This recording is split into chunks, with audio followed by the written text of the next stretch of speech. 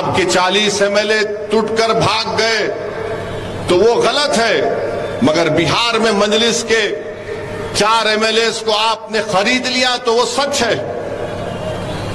बिहार में हमने अपने खून पसीने से सीमांचल की सरजमीन पर वहां की आवाम पर लाखों सलाम, उन्होंने मेहनत की और मजलिस के 5 एमएलए को कामयाब किया। तो यही लालू और नीतीश और ये कांग्रेस के लोग मिलकर 4 मजलिस के एमएलए के जमीर को खरीद लिए। और जब उनसे पूछा गया ये क्यों हुआ तो कुछ नहीं बोले। आज वो काम बीजेपी महाराष्ट्र में करती है तो ये तमाम के तमाम मीडिया में आकर रो रहे हैं, पुकार रहे हैं। याद रखो, अगर बिहार में जो मजलिस के एमएलए से हुआ गलत है तो फिर महाराष्ट्र में जो हुआ वो गलत होगा। नहीं तुम करोगे तो अच्छा और दूसरा करेगा तो गलत।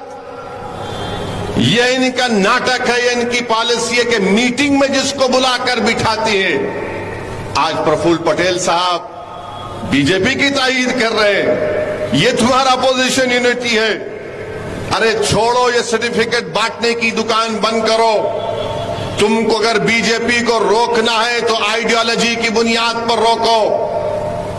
बीजेपी से मुकाबला करना है तो एक एजेंडा बनाओ। ये नहीं हो सकता कि नहीं हम जो करेंगे वो सच है और दूसरों को सबको गुलामों की तरह आपके सामने सर झुकाकर खड़ा होना पड़ेगा।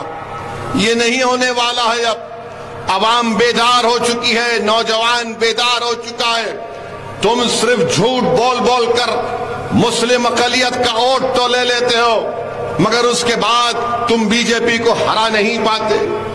मेरे अजीज दोस्तों और बुजुर्गों, इतने वाकयात आपके सामने राजस्थान में हो रहे हैं, मगर बीजेपी के खिलाफ इनको बोलने की हिम्मत नहीं होती है। कांग्रेस पार्टी में ये नवरत्न बैठे हैं, इनको मुंह नहीं खोला जाता, इनको मुंह खोलने की इजाजत नहीं है। इतना बड़ा मसला बीजेपी देश के सामने ला रही है कि यूनिफॉर्म सिविल कोड की बात देश के प्रधानमंत्री नरेंद्र मोदी करते हैं। पूछना चाहती है कांग्रेस में जो नवरत्न बैठे हैं, बोलो, मुंह खोलो, तुम्हारी राय क्या है? क्या तुम उसके खिलाफ हो या तुम उसकी तायीद में है? बोलो।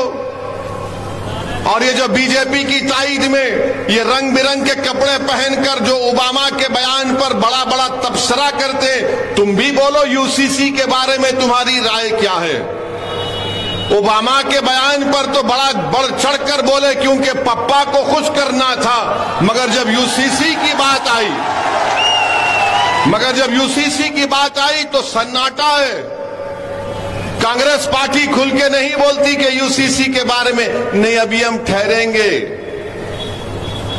कमीशन को तो लिख कर दो कि यूसीसी के बारे में तुम्हारा मौकफ क्या है।